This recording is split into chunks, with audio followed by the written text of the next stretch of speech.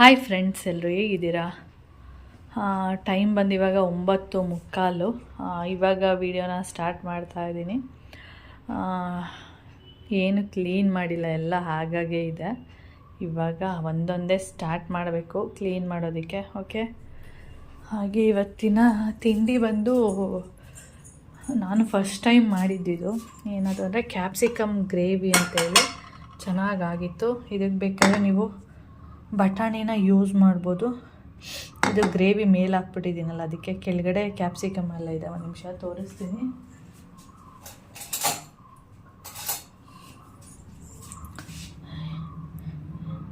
ಇಲ್ಲಿ ನೋಡಿ, ಈ ರೀತಿ ಕ್ಯಾಪ್ಸಿಕಮ್ ಮತ್ತು ಆನಿಯನ್ನು ಎರಡೂ ಕೂಡ ಹಾಕಿದ್ದೀನಿ. ಈ ರೀತಿಯಾಗಿ ಗ್ರೇವಿ ಇರುತ್ತೆ. ಮತ್ತು ಇದಕ್ಕೆ ಬೇಕಂದರೆ ಬಟಾಣಿ ಯೂಸ್ ಮಾಡ್ಬೋದಿತ್ತು, ನನಗೆ ಐಡಿಯಾ ಇಲ್ಲ, ಸುಮ್ಮನೆ ಮಾಡಿದ್ದಷ್ಟೇ. ಅಂದರೆ ಕೌಶಿಗೆ ಒಂದು 1/4 kg ಕ್ಯಾಪ್ಸಿಕಮ್ ತೊಗೊಬ ಅಂತ ಹೇಳಿದೆ. ಅವನು 3/4 kg ತಂದುಬಿಟ್ಟಿದ್ದ. ಅದರಿಂದ ನಾನು ಅದು ಹಾಗೇ ಇತ್ತಲ್ಲ, ವೇಸ್ಟ್ ಆಗುತ್ತೆ ಅಂತೇಳಿ ಎಲ್ಲ ಸ್ವಲ್ಪ ರೆಡ್ ಕಲರ್ ಆಗೋದಕ್ಕೆ ಸ್ಟಾರ್ಟ್ ಆಗಿತ್ತು. ಆದ್ದರಿಂದ ಚಪಾತಿ ಮತ್ತು ಕ್ಯಾಪ್ಸಿಕಮ್ ಗ್ರೇವಿ ಮಾಡಿದ್ದೀನಿ. ಓಕೆ,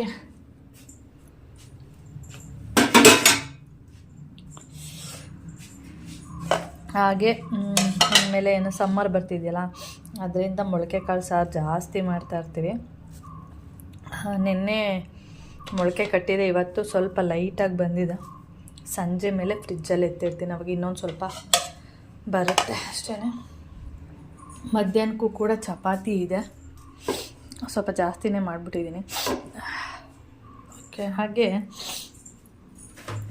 ಆಂಟಿ ಒಂದು ಬೇಲ್ದಂಡು ಕೊಟ್ಟಿದ್ದೆ, ಅದು ಚೆನ್ನಾಗಿದೆ. ಪಾನಕ ಮಾಡೋಣ ಇವತ್ತು ಅಂದ್ಬಿಟ್ಟು ಬೆಳಿಗ್ಗೆನೇ ಕೆಚ್ಚಿದೆ, ನೋಡಿದ್ರೆ ಫುಲ್ಲು ಹಾಳಾಗ್ಬಿಟ್ಟಿದೆ. ಬೂಸ್ಟ್ ಬಂದುಬಿಟ್ಟಿದೆ ನೋಡಿ, ವಾಸನೆ ಬರ್ತಾಯಿದೆ. ಓಕೆ, ಇವಾಗ ಈ ಪಾತ್ರೆ ಎಲ್ಲ ತೊಳಿಬೇಕು. ಏನು ಹೇಳೋ?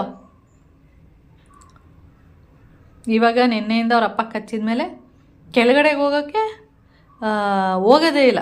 ನಾನು ಕರ್ಕೊಂಡೋದ್ರೂ ಗುಡು ಗುಡು ಗುಡು ಅಂತ ಮೇಲೆ ಬಂದುಬಿಡೋದು. ಇದೇ ಭಯ ಮೊದಲಿಂದ ಇದ್ದಿದ್ದಿದ್ರೆ ಕಚ್ಚಿಸ್ಕತ್ತಿರಲಿಲ್ಲ ಅವಳು. ನಡೆ. ಹಾಗೆ ಇದು ಟೀ ಶರ್ಟ್ ತೋರಿಸೋಣ ಅಂತೇಳಿ, ಹಾಗೆ ನಿನ್ನೆ ಪ್ಯಾಂಟ್ ತೋರಿಸಿದ್ನಲ್ಲ, ಆ ಪ್ಯಾಂಟಿಗೆ ಇದು ಟೀ ಶರ್ಟು ಚೆನ್ನಾಗಿ ಮ್ಯಾಚ್ ಆಗ್ತಿತ್ತು. ಅದಕ್ಕೆ ಇದನ್ನು ನಿಮಗೆ ತೋರಿಸೋಣ ಅಂಥೇಳಿ. ಆದರೆ ನಾನು ಇಷ್ಟಪಟ್ಟಿದ್ದು ಇದು ಒಂದು, ಮತ್ತು ನಿನ್ನೆ ಹಾಕ್ಕೊಂಡಿದ್ದಲ್ಲ ಅದು 2 ಟೀ ಶರ್ಟು ಚೆನ್ನಾಗಿದೆ ಅಂಥೇಳಿ ಇಷ್ಟಪಟ್ಟಿದ್ದು. ಆದರೆ ನೋಡೋದಕ್ಕೆ ಅಷ್ಟು ಚೆನ್ನಾಗಿ ಕಾಣಿಸಲ್ಲ. ನಿಮಗೆ ಹೆಂಗೆ ಕಾಣಿಸುತ್ತೆ ಏನೋ ಗೊತ್ತಿಲ್ಲ, ನನಗೆ ರಿಯಲ್ ಆಗಿ ನೋಡುವಾಗ ನನಗೆ ಅಷ್ಟು ಚೆನ್ನಾಗಿ ಕಾಣಿಸ್ತಿದೆ ಅಂತ ಅನ್ಸೋದಿಲ್ಲ. ಪಿಂಕ್ ಚೆನ್ನಾಗಿ ಕಾಣಿಸುತ್ತೆ, ಮತ್ತು ಇನ್ನೊಂದು ಬ್ಲೂ ಇತ್ತು ನೋಡಿ, ಅದು ಕೂಡ ಚೆನ್ನಾಗಿ ಕಾಣಿಸುತ್ತೆ. ಇದು ಅಷ್ಟೊಂದೇನು ಚೆನ್ನಾಗಿ ಕಾಣಿಸಲ್ಲ. ಆದರೆ ಇದು ಪ್ಯಾಂಟ್ ತೋರಿಸ್ತೀನಿ. ಒಂದು ನಿಮಿಷ. ಓಕೆ, ನೆನೆ ಪ್ಯಾಂಟ್ ತೋರಿಸಿದ್ನಲ್ಲ, ಸೇಮ್ ಪ್ಯಾಂಟು ನೋಡಿ ಈ ಥರ ಇದೆ. ಇದು ನಾನು ಲಾರ್ಜ್ ತೊಗೊಂಡಿರೋದು, ಆದರೆ ನೀವು ಮೀಡಿಯಮ್ ತೊಗೊಂಡ್ರೂ ಆಗುತ್ತೆ. ನನಗೆ ಇವಾಗ ಅನಿಸ್ತಾ ಇದೆ ಮೀಡಿಯಮ್ ತೊಗೊಂಡಿದ್ರು ಆಗ್ತಿತ್ತು. ಆದರೆ ಓಕೆ, ಲಾರ್ಜ್ ಏನು ಪ್ರಾಬ್ಲಮ್ ಇಲ್ಲ. ಅಂದರೆ ಮೀಡಿಯಮ್ ತೊಗೊಂಡ್ರು ಕರೆಕ್ಟಾಗಿ ಆಗುತ್ತೆ. ಅಂದರೆ ಇಷ್ಟು ಲೂಸ್ ಬರಲ್ಲ ಮೀಡಿಯಮ್ ತೊಗೊಂಡ್ರೆ. ಲಾರ್ಜ್ ತೊಗೊಂಡಿರೋದ್ರಿಂದ ಸ್ವಲ್ಪ ಇಷ್ಟು ಲೂಸ್ ಆಗಿ ಫ್ರೀಯಾಗಿದೆ ಪ್ಯಾಂಟ್ ಅಷ್ಟೇ. ನೋಡಿ ಈ ಥರ ಇದೆ. ಹಾಗೆ ಟೀ ಶರ್ಟು ಇದು ಸ್ವಲ್ಪ ಒಂಥರ ಏನಂತ ಹೇಳ್ತೀವಿ, ಎಲಾಸ್ಟಿಕ್ ಥರ ಇದೆ ಇದು ಟೀ ಶರ್ಟು. ಈ ಥರ ಮಾಡಿದ್ರೆ ಉದ್ದ ಥರ ಆಗುತ್ತೆ, ಹಿಂಗೆ ಅಗಲ ಥರ ಆಗುತ್ತೆ. ಆದರೆ ಇವಾಗ ಸ್ವಲ್ಪ ಟೈಟ್ ಅಂತ ಅನಿಸುತ್ತೆ ನನಗೆ. ಲಾರ್ಜ್ ತೊಗೊಂಡಿದ್ರು ಟೈಟ್ ಅಂತಾನೆ ಅನಿಸುತ್ತೆ. ಓಕೆ, ಯೂಸ್ ಮಾಡ್ತಾ ಸರಿ ಹೋಗ್ಬೋದು. ಹಾಗೆ ಇಲ್ಲೊಂದು ಜೇಬಿದೆ ಅಂತ ಹೇಳಿದ್ನಲ್ಲ, ಚೆನ್ನಾಗಿದೆ, ಕ್ವಾಲಿಟಿ ಓಕೆ. ಬ್ಲಾಕ್ ಪ್ಯಾಂಟು ಟಾಪ್ಗೆ ಯೂಸ್ ಮಾಡೋದಕ್ಕೆ ಚೆನ್ನಾಗಿರುತ್ತೆ ಅಂತ ಅದು ಇಟ್ಕೊಂಡಿದ್ದೀನಿ. ಇದಕ್ಕೆ ಮ್ಯಾಚ್ ಆಗುತ್ತೆ ಅಂತ ಅನ್ನಿಸ್ತು, ಅದಕ್ಕೆ ನಿನ್ನೆ ಹಾಕ್ಕೊಂಡಿದ್ದೆ. ಹಾಗೆ ನಿಮಗೂ ಕೂಡ ತೋರಿಸೋಣ ಅಂತೇಳಿ ಅಷ್ಟೇ. ಓಕೆ, ಟೀ ಶರ್ಟ್ ಹಿಂಗಿದೆ, ನನಗೆ ಅದು ಅಷ್ಟೊಂದು ಸರಿ ಅಂತ ಅನ್ನಿಸ್ತಿಲ್ಲ. ಅದೇ ನೋಡೋಕ್ಕೆ ಚೆನ್ನಾಗಿದೆ, ಬ್ಲ್ಯಾಕ್ ವೈಟ್ ಮತ್ತು ಗ್ರೇ ಎಲ್ಲ ಇರೋದ್ರಿಂದ ಚೆನ್ನಾಗಿದೆ ಅನಿಸುತ್ತೆ. ಆದರೆ ನನಗೆ ಅಷ್ಟು ಇಷ್ಟ ಆಗಿಲ್ಲ ಅಷ್ಟೇ. ಓಕೆ, ಈ ಥರ ಈ 2 ಪ್ಯಾಂಟಿಗೆ 350 ರೂಪಾಯಿ ಕೊಟ್ಟಿದ್ದು, ವರ್ತ್ ಅಂತ ಅನ್ನಿಸ್ತಿದೆ ನನಗೆ. ಈಗ ಅಂಗಡಿಗೆ ಹೋಗ್ಬಿಟ್ಟು ವಿಚಾರಿಸಿದ್ರೆ 1 ಪ್ಯಾಂಟಿಗೆ 300 ಆ ಥರ ಎಲ್ಲ ಇರುತ್ತೆ. 250 300 ಅಂತೂ ಇದ್ದೇ ಇರುತ್ತೆ ಒಂದು ಪ್ಯಾಂಟಿಗೆ. ಇನ್ನು ಬ್ರ್ಯಾಂಡೆಡೇ ಬೇಕು ಅಂತ ಏನಾದ್ರು ಹೋದರೆ ಇನ್ನೂ ಜಾಸ್ತಿನೇ ಇರುತ್ತೆ. ಇದು 2 ಪ್ಯಾಂಟಿಗೆ ನಾನು 350 ರುಪೀಸ್ ಕೊಟ್ಟಿರೋದು. ಆರಾಮಾಗಿ ತೊಗೋಬೋದು. ಬೇಕು ಅಂದರೆ ಲಿಂಕ್ ಅಂತ ಕಮೆಂಟ್ಸ್ ಮಾಡಿ, ಲಿಂಕ್ ಬೇಕಾದರೂ ಹಾಕ್ತೀನಿ. ಓಕೆ, ಹಾಗೆ ನಾನು ಸ್ವಲ್ಪ ಕೆಲಸ ಇದೆ, ಆ ಕೆಲಸ ಎಲ್ಲ ಮುಗಿಸಿ ಆಮೇಲೆ ನಾನು ವೀಡಿಯೋನ ಕಂಟಿನ್ಯೂ ಮಾಡ್ತೀನಿ. ಓಕೆ, ಇಲ್ಲಿ ನೋಡ್ತಿದ್ದೀರಾ, ಇದೇನು ಅಂತ ಗೊತ್ತಾಗಿರುತ್ತೆ ಅಂದ್ಕೊಂಡಿದ್ದೀನಿ. ಇದೇನಂದರೆ ರಾಗಿ ಮಾಲ್ಟ್ ಮಾಡೋದಕ್ಕೆ ಇಷ್ಟು ಐಟಮ್ಗಳನ್ನ ತೊಗೊಂಡಿದ್ದೀನಿ. ಇವಾಗ ಮಾಡಬೇಕು. ಎಲ್ಲನೂ ಕಲೆಕ್ಟ್ ಮಾಡಿ ಈ ಥರ ಇಟ್ಟಿದ್ದೀನಿ. ಇವಾಗ ಇದನ್ನೆಲ್ಲ ತೋರಿಸ್ತೀನಿ, ಏನೇನೆಲ್ಲ ಇಟ್ಟಿದ್ದೀನಿ ಅಂತೇಳಿ ತೋರಿಸ್ತಿದ್ದೀನಿ. ಓಕೆ, ಇವಾಗ ರಾಗಿ ಮಾಲ್ಟ್ದು ಏನೇನೆಲ್ಲ ಇಟ್ಟಿದ್ದೀನಿ ಕಾಳುಗಳು ಅದನ್ನೆಲ್ಲ ಹುರಿಯೋಣ. ಇದನ್ನು ತಗೊಬಂದು ಸುಮಾರು 2 ತಿಂಗಳೇ ಆಯಿತು ಅಂದ್ಕೊಂಡಿದ್ದೀನಿ. ಅಷ್ಟು ದಿನದಿಂದ ಮಾಡೋಕ್ಕಾಗಿಲ್ಲ. ಅಂದರೆ ಅಲ್ಲಿಗೆ ನಾನು ಎಷ್ಟು ಸೋಮಾರಿ ಅಂತ ಅರ್ಥ ಮಾಡ್ಕೊಳ್ಳಿ. ತುಂಬ ಅಂದರೆ ತುಂಬಾ ಸೋಮಾರಿ.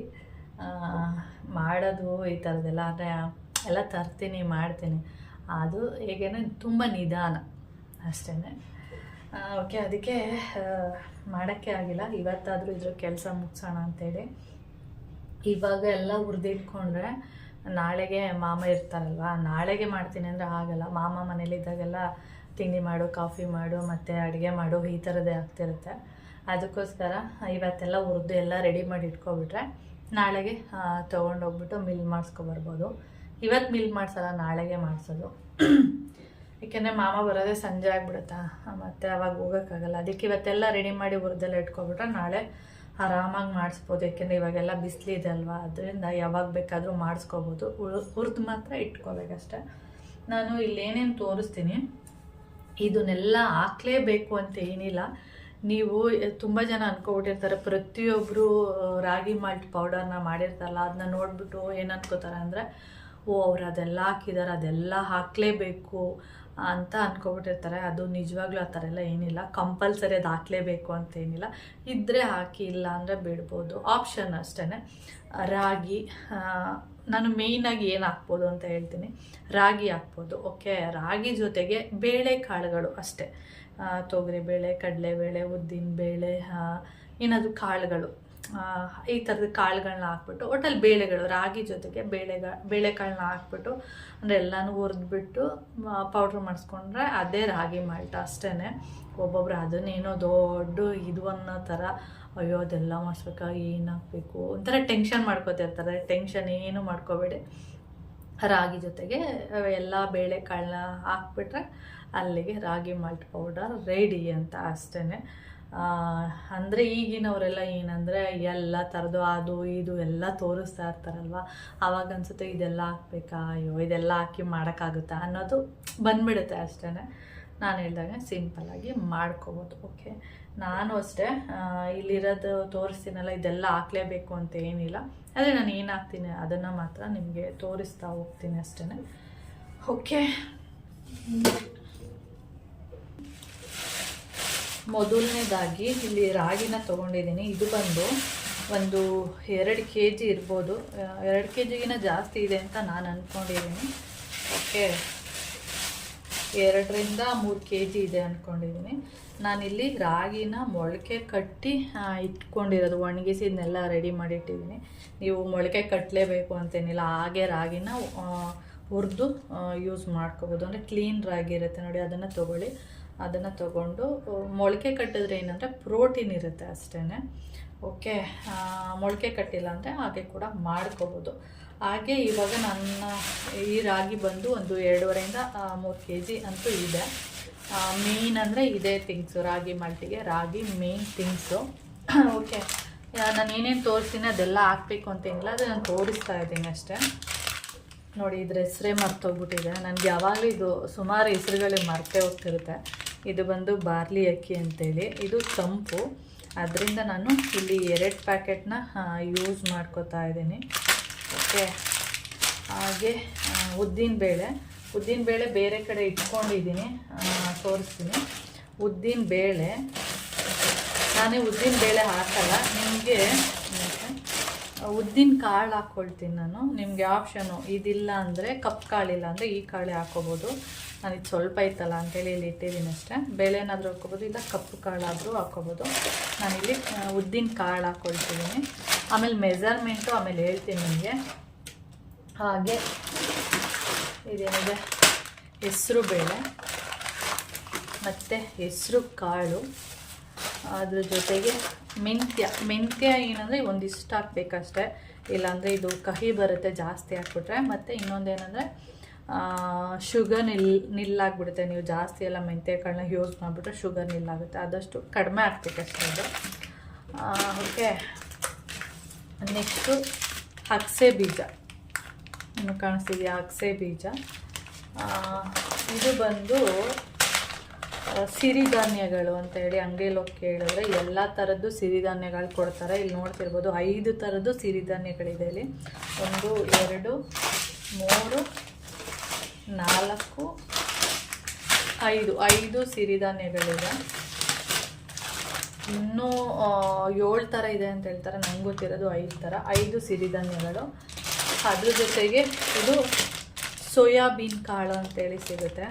ಇಲ್ಲಿ ನೋಡ್ತಿರ್ಬೋದು ಈ ಥರ ಇರುತ್ತೆ ನೋಡಿ, ಈ ಥರ ಕಾಣಿಸಿದೆಯಾ? ಸೋಯಾಬೀನ್ ಕಾಳು ಅಂತೇಳಿ ಸಿಗುತ್ತೆ, ಈ ಥರ ಇರುತ್ತೆ. ಇದನ್ನು ಕೂಡ ಒಳ್ಳೆಯದು, ಇದನ್ನು ಕೂಡ ಯೂಸ್ ಮಾಡ್ತಾರೆ. ಹಾಗೆ ಇದ್ರ ಜೊತೆಗೆ ಇದು ಆಪ್ಷನ್ನು, ಬೇಕಂದರೆ ಯೂಸ್ ಮಾಡ್ಬೋದು, ಬೇಡ ಅಂದರೆ ಸ್ಕಿಪ್ ಮಾಡ್ಬೋದು. ನಾನು ಸ್ವಲ್ಪ ಯೂಸ್ ಮಾಡ್ತಾ ಇದ್ದೀನಿ. ನೆಕ್ಸ್ಟು ಬೇಳೆಕಾಳು. ಬೇಳೆ ನೀವು ಆ ಬೇಳೆ ಮಾಮೂಲಿ ಬೇಳೆ ಬರುತ್ತೆ, ತೊಗರಿ ಬೇಳೆ, ಅದಾದರೂ ಹಾಕ್ಬೋದು. ಸ್ವಲ್ಪ ಇದು ಪ್ಯಾಕೆಟ್ ಹೊಡೆದೋಗಿದೆ. ಇದು ಬಂದು ಕೆಂಪು ಬೇಳೆ. ಕೆಂಪು ಬೇಳೆನ ನಾನು ಸ್ವಲ್ಪ ಹಾಕ್ಕೊಳ್ಳೋಣ ಅಂತೇಳಿ ತೊಗೊಂಡಿದ್ದೀನಿ ಅಷ್ಟೇ. ನೆಕ್ಸ್ಟ್ ಬಂದು ನಾನು ತೊಗರಿ ಬೇಳೆ ಬದಲು ತೊಗರಿ ಕಾಳಿದೆ ನೋಡಿ, ಕಾಣಿಸ್ತಿದೆ ನಿಮಗೆ? ತೊಗರಿ ಕಾಳನ್ನ ಯೂಸ್ ಮಾಡ್ಕೋತಾ ಇದ್ದೀನಿ.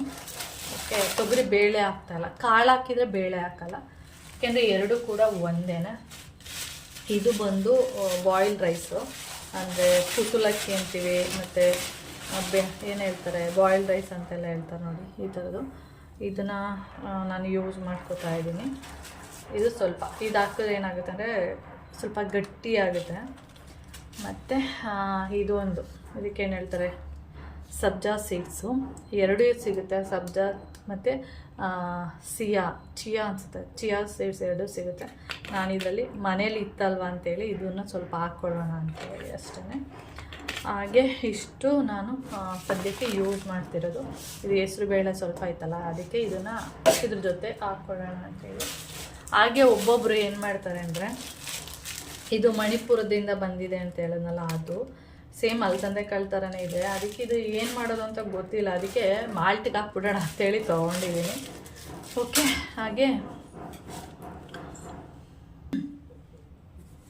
ಹಾಗೆ ಒಬ್ಬೊಬ್ರು ಏನು ಮಾಡ್ತಾರೆ ಅಂದರೆ ಕಾಳುಗಳು ಹಾಕ್ತಾರೆ, ಮತ್ತು ಅದ್ರ ಜೊತೆಗೆ ಬೇಳೆನೂ ಹಾಕ್ತಾರೆ. ಅಂದರೆ ಏನಿದೆ ಈಗ ಉದ್ದಿನ ಕಾಳು ಅಂತ ಹೇಳಿದೆ, ಉದ್ದಿನ ಕಾಳಿಗೆ ಉದ್ದಿನ ಕಾಳು ಹಾಕ್ತಾರೆ, ಅದ್ರ ಜೊತೆಗೆ ಉದ್ದಿನ ಬೇಳೆನೂ ಹಾಕ್ತಾರೆ.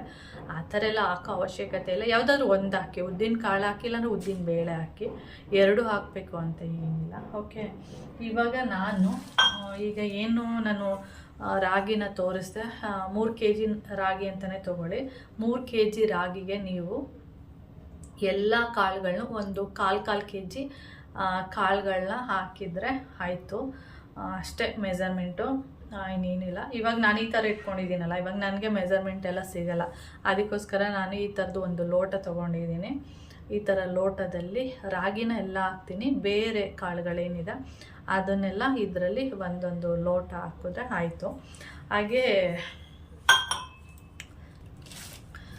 ಸೋಯಾಬೀನ್ ಕಾಳು ಮತ್ತು ಈ ಸಿರಿಧಾನ್ಯಗಳು ಅಂತ ಏನು ಹೇಳಿದೆ ಅದನ್ನು ಮಾತ್ರ ಎಲ್ಲ ಹಾಕ್ಬಿಡ್ತೀನಿ. 1/2 kg ಇದೆ ಅದನ್ನು ಮಾತ್ರ ಎಲ್ಲ ಹಾಕ್ಬಿಡ್ತೀನಿ. ಇನ್ನೆಲ್ಲ ಮಾತ್ರ ಇದರಲ್ಲಿ ಮೆಜರ್ಮೆಂಟ್ ಮಾಡಿ ಹಾಕ್ಕೊಳ್ತೀನಿ ಅಷ್ಟೇ.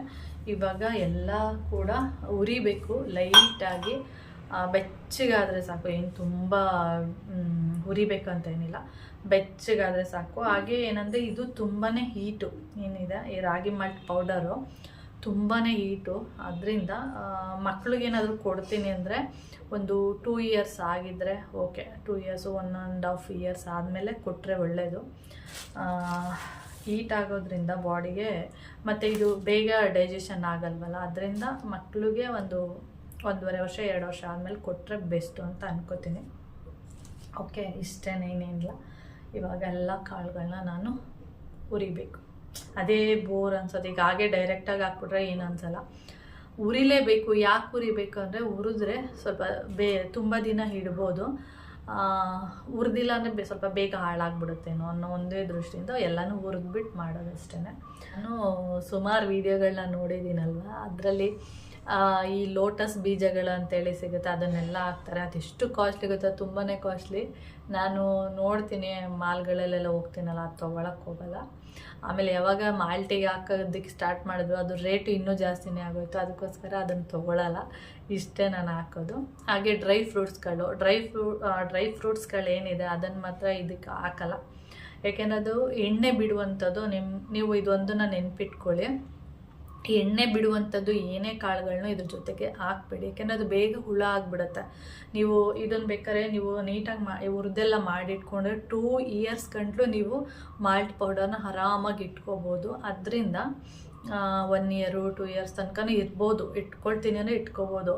ಆದರೆ ನೀವು ಎಣ್ಣೆ ಬರುವಂಥ ಬೀಜಗಳು ಏನೇ ಆಗಿರ್ಬೋದು, ಬಾದಾಮಿ, ಕಡಲೆ ಬೀಜ ಮತ್ತು ಪಿಸ್ತಾ, ಇದೆಲ್ಲ ಏನಾಗುತ್ತೆ ಎಣ್ಣೆ ಬಿಡುತ್ತೆ. ಅದೇನಾಗುತ್ತೆ ಇದ್ರ ಜೊತೆನೇ ಮಿಕ್ಸ್ ಮಾಡಿಬಿಟ್ರೆ ಹುಳ ಆಗುತ್ತೆ, ಹುಳ ಹಾಗೆ ಆಗುತ್ತೆ. ಅದಕ್ಕೋಸ್ಕರ ನೀವು ಅದನ್ನೆಲ್ಲ ಹಾಕ್ಬೇಡಿ.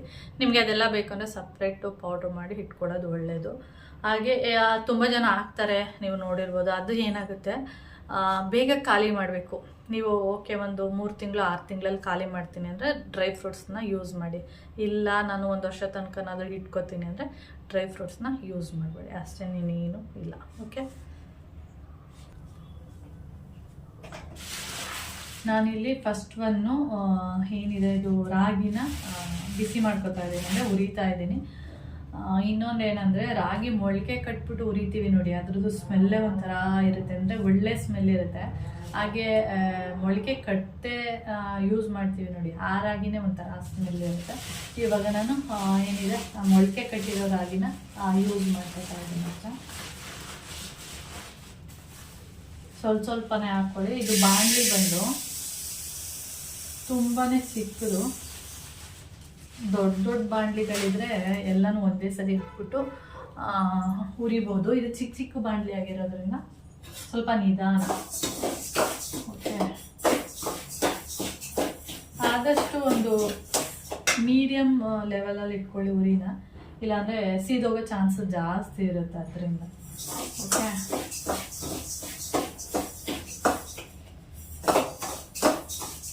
ನಿಮ್ಗೆ ಕಾಣಿಸ್ತಾ ಇದೆ ಅಂದ್ಕೊಂಡಿದ್ದೀನಿ. ಸ್ವಲ್ಪ ಲೈಟಾಗಿ ಹುರ್ಕೋಬೇಕು, ತುಂಬ ಉರಿಬೇಡಿ, ಲೈಟಾಗಿ ಹುರ್ಕೋಬೇಕು. ನೋಡಿ, ಉರಿತಾ ಇರುವಾಗ ಒಂದೊಳ್ಳೆ ಘಮ ಬರುತ್ತೆ ರಾಗಿ, ಅದು ಮೊಳಕೆ ಕಟ್ಟಿರೋದಾದರೆ. ನಾನು ಒಂದ್ಸರಿ ಮೊಳಕೆ ಕಟ್ಟಿರೋ ರಾಗಿ ಕಡಿಮೆ ಅನ್ನಿಸ್ಬಿಡ್ತು, ಕಾಳುಗಳೆಲ್ಲ ಸ್ವಲ್ಪ ಜಾಸ್ತಿ ಹಾಕ್ಬಿಟ್ಟಿದ್ದೆ. ಆಮೇಲೆ ನಾನು ಏನು ಮಾಡಿದೆ, ಕ್ಲೀನಿಂಗ್ ರಾಗಿ ಸ್ವಲ್ಪ ಇತ್ತು, ಅದನ್ನು ತೊಗೊಬಂದು ಉರಿಬೇಕಾದ್ರೆ ಅದ್ರ ಸ್ಮೆಲ್ಲೇ ಬೇರೆ, ಇದ್ರ ಸ್ಮೆಲ್ಲೇ ಬೇರೆ, ಆ ಥರ ಇತ್ತು. ಅದಕ್ಕೆ ಹೇಳ್ತಾ ಇರೋದು. ಟೈಮ್ ಇತ್ತು ಅಂದರೆ ನೀವು ರಾಗಿನ ತೊಳೆದು ನೆನೆಸಿ ಮೊಳಕೆ ಎಲ್ಲ ಕಟ್ಟಿ, ಟೈಮ್ ಇಲ್ಲ ಅಂದರೆ ಹಾಗೆ ಡೈರೆಕ್ಟ್ ಕ್ಲೀನ್ ರಾಗಿನ ಹಾಕೋಬೋದು ಅಷ್ಟೇ. ಓಕೆ ಫ್ರೆಂಡ್ಸ್, ಇದನ್ನೆಲ್ಲ ಉರಿತೀನಿ. ಇದನ್ನೆಲ್ಲ ಉರಿಯೋದೆಲ್ಲ ಏನು ತೋರ್ಸಕ್ಕೆ ಹೋಗಲ್ಲ. ಇದೆಲ್ಲ ಉರಿಯೋಕ್ಕೋದ್ರೆ ಸುಮಾರು ನನ್ನ ಪ್ರಕಾರ 1.25 ಗಂಟೆ ಬೇಕು. ಅದಕ್ಕೋಸ್ಕರ ಇದನ್ನು ಹುರಿದು ಎಲ್ಲ ಆದಮೇಲೆ ಒಂದೊಂದೇ ಉರಿಬೇಕು, ಎಲ್ಲ ಒಟ್ಟಿಗೆ ಹಾಕಿ ಉರಿಯೋಕ್ಕಾಗಲ್ಲ. ಒಂದೊಂದೇ ಕಾಳನ್ನ ಹುರಿತಾ ಬರಬೇಕು, ಅದರಿಂದ ಟೈಮ್ ಆಗುತ್ತೆ ಅಷ್ಟೇ.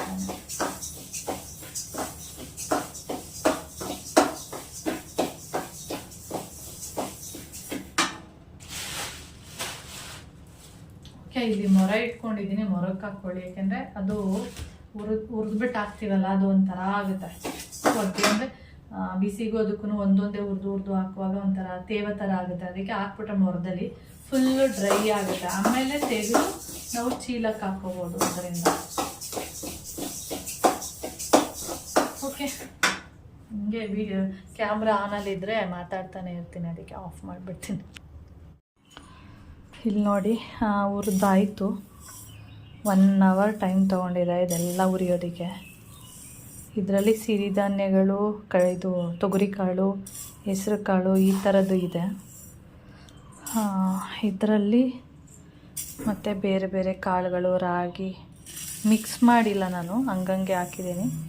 ಏಕೆಂದರೆ ಮೊರದಲ್ಲಿ ಈಗ ಮಿಕ್ಸ್ ಮಾಡೋಕ್ಕೆ ಹೋದರೆ ಎಲ್ಲ ಚೆಲ್ಲೋಗ್ಬಿಡುತ್ತೆ. ಅದರಿಂದ ತಣ್ಣಗಾಗಲಿ, ಅದಾದಮೇಲೆ ಚೀಲಕ್ಕೆ ಹಾಕೋದಷ್ಟೇ. ಇಷ್ಟರಿಂದ ತೋರಿಸ್ತೀನಿ. ಇಷ್ಟರಿಂದ ನನಗೆ ಒಂದು 10 kg ಮಾಲ್ಟ್ ಪೌಡರ್ ಸಿಗುತ್ತೆ. ಜಾಸ್ತಿನೂ ಸಿಗ್ಬೋದು, ಇಲ್ಲ ಒಂದು ಸ್ವಲ್ಪ ಒಂದು ಅರ್ಧ kg 1 kg ಕಡಿಮೆನೂ ಕೂಡ ಸಿಗ್ಬೋದು. ನಾನು ಒಂದು ಗೆಸ್ ಮೇಲೆ ಹೇಳ್ತಾ ಇರೋದಷ್ಟೇ, ಅಷ್ಟು ಸಿಗ್ಬೋದು ಅಂತೇಳಿ. ಓಕೆ, ನಾವು ಸಿರಿಧಾನ್ಯಗಳನ್ನ ಜಾಸ್ತಿ ಯೂಸ್ ಮಾಡಲ್ವಲ್ಲ, ಅದಕ್ಕೆ ಅರ್ಧ kg ಪ್ಯಾಕೆಟ್ ತೊಗೊಬಂದಿದೆ. ಅದು ಫುಲ್ಲು ಅರ್ಧ kgನೂ ಕೂಡ ಹಾಕ್ಬಿಟ್ಟಿದ್ದೀನಿ. ಒಂದೊಂದು ಸರಿ ಮುದ್ದೆಗೂ ಕೂಡ ಸಿರಿಧಾನ್ಯಗಳನ್ನ ಯೂಸ್ ಮಾಡ್ತೀನಿ, ಅದು ತುಂಬ ಕಡಿಮೆ. ಅದಕ್ಕೆ ಇದಕ್ಕಾದರೆ ಎಲ್ಲ ಹಾಕ್ಬಿಡೋಣ ಅಂದ್ಬಿಟ್ಟು ಹಾಕಿರೋದಷ್ಟೆ. ಓಕೆ, ಒಂದು ಸ್ವಲ್ಪ ಹೊತ್ತು ಇವಾಗ ರೆಸ್ಟ್ ಮಾಡಬೇಕು ನಾನು. ಇಲ್ಲಿ ನೋಡಿ ಎಷ್ಟು ಕಸ, ಪೇಪರ್ ಕವರ್ಗಳೆಲ್ಲ ಬಿದ್ದಿದೆ.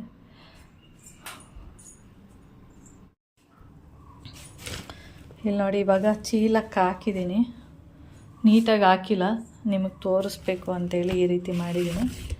ಇವಾಗ ನೀಟಾಗಿ ಮಿಕ್ಸ್ ಮಾಡಿಬಿಟ್ಟು ನೋಡಿ ಈ ಥರ ಇರುತ್ತೆ. ಪೌಡ್ರು ಮಾಡಿಸ್ಕೊಬರ್ಬೇಕಷ್ಟೇ. ಈಗ ನಾಳೆ ಪೌಡ್ರು ಮಾಡಿಸ್ಕೊಬರ್ತೀನಿ. ಮಾಮ ಏನಾದರೂ ಬೇಗ ಬಂದರೆ ಇವತ್ತು ಮಾಡಿಸ್ತೀನಿ, ಇಲ್ಲಾಂದರೆ ನಾಳೆ ಅಷ್ಟೇ. ನೋಡಿ ಎಲ್ಲ ಥರದ ಕಾಳುಗಳು ಎಲ್ಲ ಕಾಣಿಸ್ತಿದೆಯಾ ನಿಮಗೆ?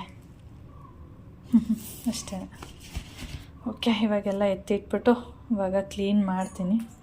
ಇಷ್ಟೊತ್ತು ತನಕ ಸ್ವಲ್ಪ ಹೊತ್ತು ಒಂದು 1/4 ಗಂಟೆ ರೆಸ್ಟ್ ಮಾಡಿದೆ. ಇವಾಗ ಕೆಲಸ ಸ್ಟಾರ್ಟ್ ಮಾಡೋಣ. ಏಕೆಂದರೆ ಟೈಮ್ ಇವಾಗ 12:45 ಆಗ್ತಾಯಿದೆ, ಅದರಿಂದ. ಓಕೆ,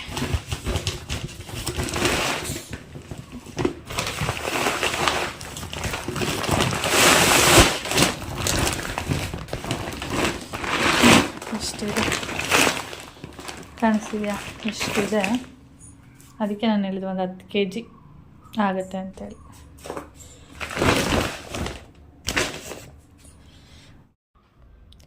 ಇಲ್ಲಿ ನೀವು ಕಾಗೆಗಳನ್ನ ನೋಡ್ಬೋದು. ನಾನು ಹಾಗೆ ಸುಮ್ಮನೆ ನಿಂತಿದ್ದೆ, ಮಧ್ಯಾಹ್ನ ಟೈಮ್ ಇದು.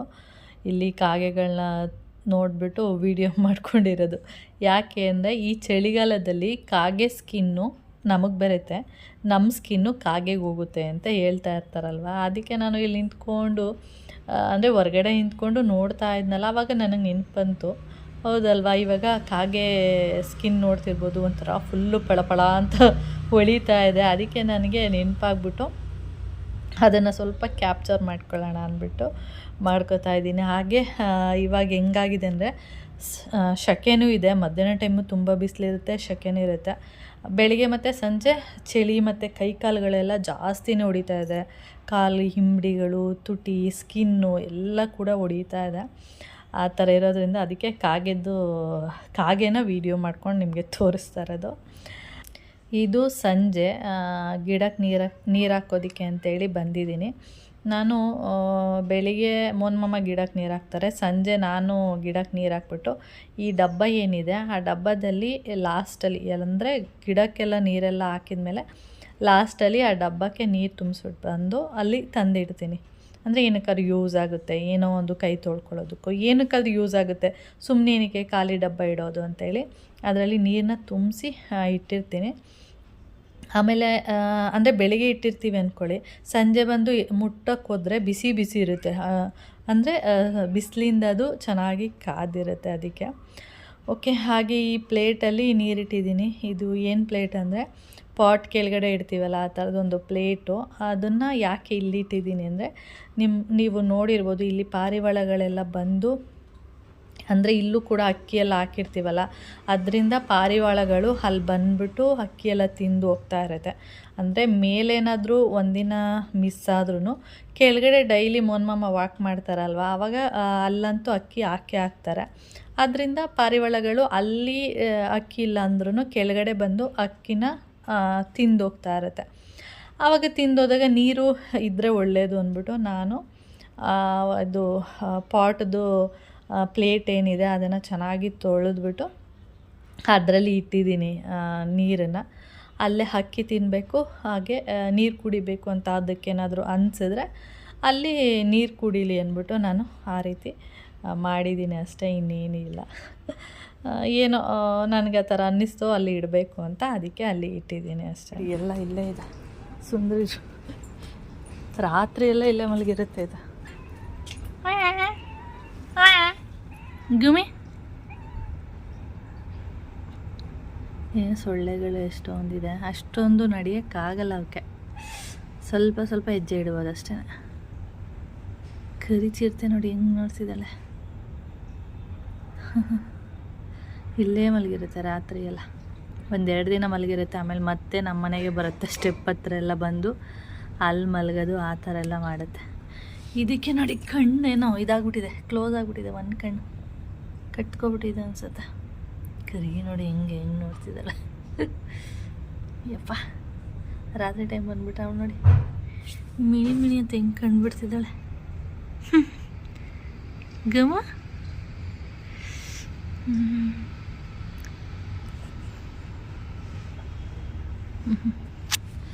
ಓಕೆ.